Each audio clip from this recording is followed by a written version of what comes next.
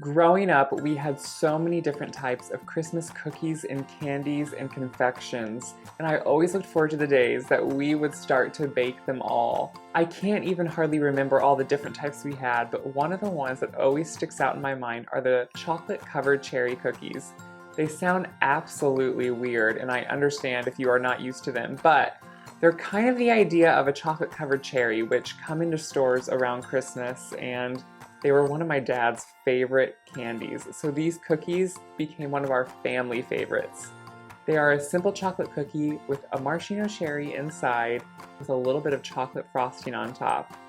Once you try them, you are going to fall in love with them, and I hope they make it onto your Christmas recipe list this year. To start, you want to cream some butter with your sugar. Just cream it until it's light and fluffy. And then you want to add some eggs. Once your eggs are incorporated, you can add a little bit of vanilla and just mix it to combine.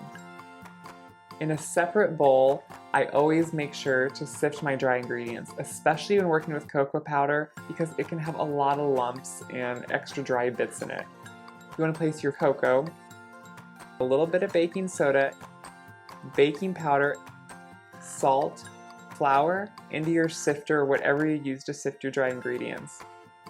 Make sure to tap it through and get out all those lumps that could be left behind. Once you have it sifted, you can add it all to your big bowl that you creamed your butter and sugar in.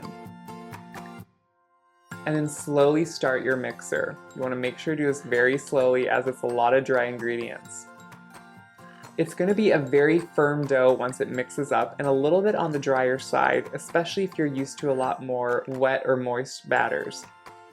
Once it's completely combined, you just want to roll these into about 1-inch balls. Of course, a small cookie or ice cream scoop makes this job so much quicker and easier. Make the balls and then roll them between your hands just to get them smooth and place them onto an ungreased baking sheet.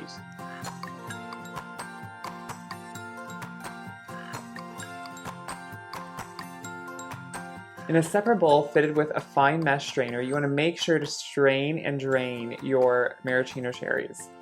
They have a lot of liquid on them and they're extremely wet, so make sure to let them drip dry for quite a while and then put them onto a paper towel lined plate and let them dry even more, maybe even pat the tops of them a little bit.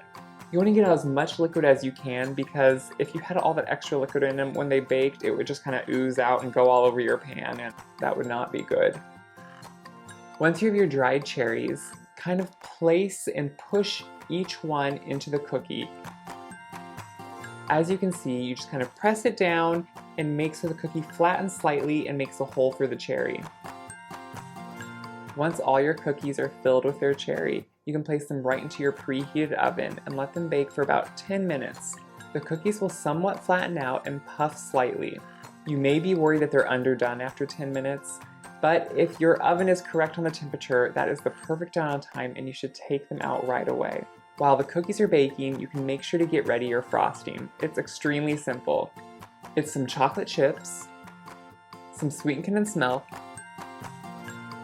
and a little bit of the cherry juice. This is really just a little bit for flavoring and it helps thin out the frosting a little bit.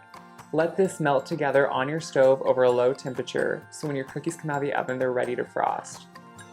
Once the cookies come out, it's really best to frost them right away as it kind of helps the frosting adhere and melt over the cookie a little bit. It's a really thick frosting, so don't expect it just to ooze and melt all over.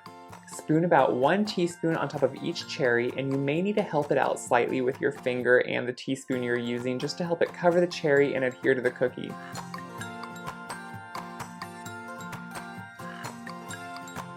And once you have your frosting on, I think it looks so great around the holidays to put a little bit of gourmet sugar on top of it.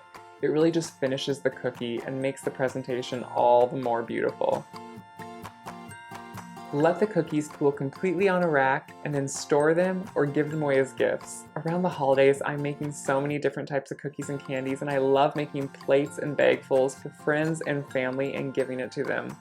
It's such a special time of year, and I love sharing all the amazing things coming out of the kitchen. I hope you have inspiration to make these one of your new Christmas cookies, and hopefully The recipients will be so joyful, just like mine always are.